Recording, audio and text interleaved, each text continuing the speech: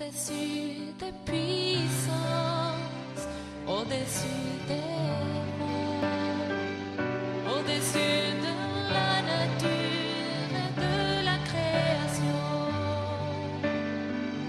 au-dessus de tous les plans des hommes sages, bien avant le monde tu existais. Comment allez-vous ce matin? Vous êtes abondamment bénis, vous êtes sur le plateau de Dieu, le plateau qui dit que vous, c'est vous. Ici, ce n'est pas le plateau d'une religion, c'est le plateau du peuple. Jésus n'est pas un homme de religion, il est un homme du peuple.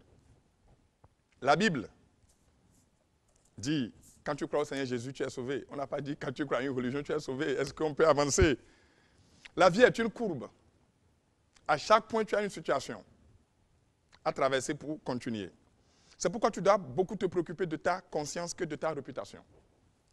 La réputation, c'est ce que les gens pensent et disent de toi. Mais la conscience, c'est ce que tu es. On devient ce qu'on pense. On ne devient pas ce que les gens pensent de soi. Mais toi, c'est toi.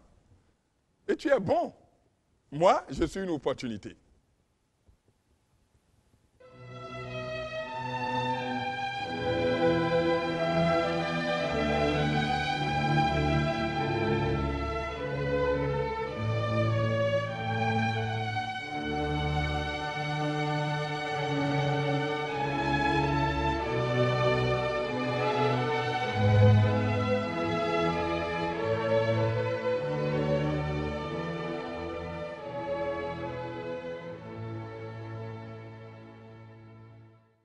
Oui, ce matin, j'ai intitulé le thème « C'est une évolution ». Je l'ai appelé « C'est une évolution ». L'exhortation de ce matin, je l'ai intitulé « C'est une évolution ». C'est une évolution. C'est un avancement. C'est une évolution. Dis Amen avec moi. C'est une évolution. Je ne connais pas ton nom. Est-ce qu'on t'appelle Guy? Est-ce qu'on t'appelle Martial? Robert, c'est une évolution. Comment on t'appelle? C'est une évolution. C'est une évolution. Mars, c'est une évolution. Rufus, c'est une évolution. Épiphanie, c'est une évolution. Nous sommes dans une évolution. C'est une évolution. Évolution totale. C'est une évolution. Est-ce que vous pouvez venir attentivement sur le plateau? Quelle est ta situation? C'est une évolution. C'est un avancement. C'est un avancement. C'est une évolution. Évolution, évolution. C'est un avancement, c'est une évolution. Tu sais, je ne viens pas ici pour 2 phrases, pour 3 phrases, pour 2 mots, pour 3 mots. Je viens souvent pour une seule phrase. Je viens souvent pour un seul mot.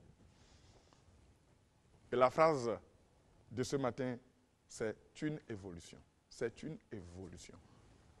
La situation qui te rencontre là, elle te rencontre pour que tu puisses évoluer. C'est une évolution. Il y a un homme, c'est un vieux. On l'appelle Abraham. Il a eu des discussions avec son apprenti Lot. Je lis dans le livre de Genèse 13, le verset 7 et 8. Il y eut querelle entre les bergers des troupeaux d'Abraham et les bergers des troupeaux de Lot. Les Cananéens et les Phérésiens habitaient alors dans le pays. Abraham dit à Lot, qu'il n'y ait point, je te prie, de dispute entre moi et toi, ni entre mes bergers et tes bergers, car nous sommes frères.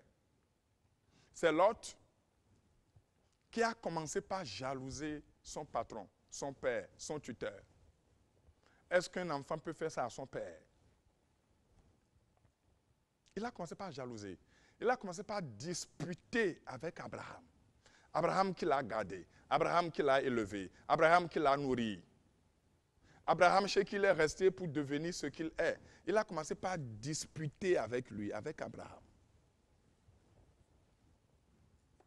Il a commencé par disputer avec lui. Il a commencé par l'envier. Il envie son tuteur, il envie son père. Il y a eu une vive discussion entre les bergers d'Abraham et les bergers de Lot. Et Abraham s'est porté vers Lot pour lui dire qu'il n'y ait point de dispute entre toi et moi, car nous sommes frères. Si tu vas à gauche, j'irai à droite. Si tu vas à droite, j'irai à gauche.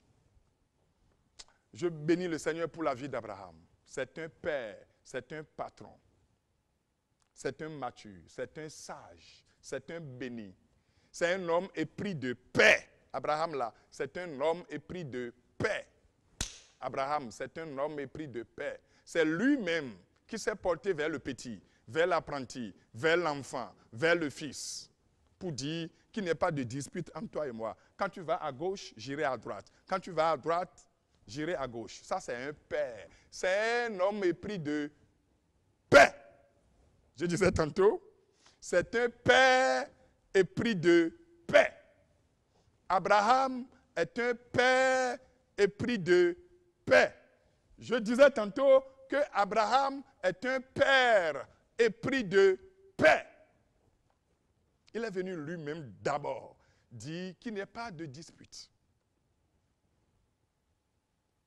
Et rapidement, le jeune ambitieux Lot a dit, je choisis du côté où le végétal est vert. L'ambition n'est pas une mauvaise chose. L'ambition n'est pas une mauvaise chose. Mais elle est mauvaise quand elle est portée par un orgueilleux. L'autre, c'est un enfant orgueilleux. L'autre, que certains appellent aussi Lot, c'est un jeune orgueilleux. L'ambition n'est pas une mauvaise chose. L'ambition n'est pas une mauvaise chose. Mais quand elle est portée par un orgueilleux, elle est mauvaise. L'ambition, c'est une bonne chose. L'ambition, c'est une bonne chose. Elle est mauvaise quand elle est portée par un jeune orgueilleux. L'autre est un jeune orgueilleux. Il a choisi là où le végétal est vert. Et il a laissé le désert à son père, à son patron, à son tuteur. Quelle tragédie! Le bien mal acquis ne profite pas. Là où il a choisi est devenu plus tard Gomorrhe et Sodome, qui ont été détruits par le feu. C'est ça. Le bien mal acquis ne profite pas. Si vous brimez les gens pour avancer, si vous brimez les gens pour évoluer, si vous allez chez les féticheurs pour évoluer, si vous allez faire des guigris pour évoluer, ça ne vous profitera pas. Ça ne vous profitera pas. Hein. Revenez rapidement. C'est ce que Dieu donne qui enrichit. C'est la bénédiction de Dieu qui enrichit. Si ce que tu as en main là, et tu dis oui, j'ai reçu, alors que c'est un féticheur, alors que c'est une créature, alors que c'est un gris-gris qui a fait ça là, ça ne peut pas te profiter. Le bien mal acquis ne profite pas. On dit tu ne déroberas point. C'est-à-dire tu ne voleras point. Si de tes comportements, mauvais comportements, tu as pris une chose, c'est de vol. Tu as volé. Quand on dit tu ne déroberas point, ça dit tu ne peux pas dérober. Ça dit ça ne peut pas rester chez toi. Tu vas le lâcher. Le bien mal acquis ne profite pas. Dieu va aller voir maintenant Abraham, dans le verset 14. L'Éternel dit à Abraham, après que l'autre se fut séparé de lui, lève les yeux et du lieu où tu es, regarde vers le nord et le midi, vers l'Orient et l'Occident. Car tout le pays que tu vois, je te le donnerai à toi et à ta postérité pour toujours. C'est quand Lot s'est séparé d'Abraham que Dieu est venu chez lui. Quand des gens vous rejettent, ils vous confient à Dieu. Si des gens vous rejettent, sachez qu'ils sont en train de vous confier à Dieu. Ne vous en faites pas. Si les gens vous rejettent, sachez qu'ils sont en train de dire que Dieu s'occupe de vous. Celui qui t'a rejeté est en train de dire que Dieu s'occupe de toi. Et Dieu va s'occuper de toi de façon spectaculaire. Abraham a accepté la séparation. Vous savez, si vous avez dans la même direction que quelqu'un, vous cheminez ensemble. Je dis bien, si vous allez dans la même direction que quelqu'un, vous cheminez ensemble. Au cas contraire, après le croisement, c'est le dépassement. Si quelqu'un n'est pas dans la même vision que toi, quelqu'un ne peut pas te comprendre, la séparation est une opportunité, est une bénédiction. Abraham a eu un bon comportement. Vous savez, le comportement d'un vieux dépend de l'éducation qu'il a reçue. Le comportement d'un vieux dépend de son éducation de base. Abraham est un père épris de paix. Dieu va lui montrer un domaine, Dieu va lui montrer un pays, un vaste pays. Et dans le verset 15, Dieu lui a dit de faire levé topographique de ce pays. Il dit, va dans sa longueur, va dans sa largeur. C'est levé topographique. C'est toi-même qui prends, c'est toi-même qui possède, c'est toi-même qui décide. Dieu lui a dit, maintenant je suis avec toi, je suis à tes côtés. Il faut décider maintenant. Ce que tu veux prendre, il faut demander.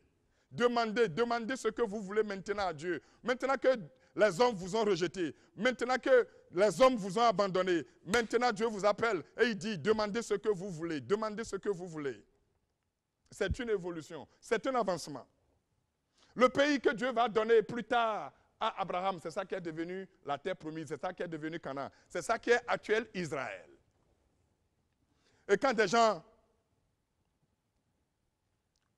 vous créez des problèmes, vous créez des difficultés, c'est que Dieu est là pour vous élever. Dieu est là pour vous bénir.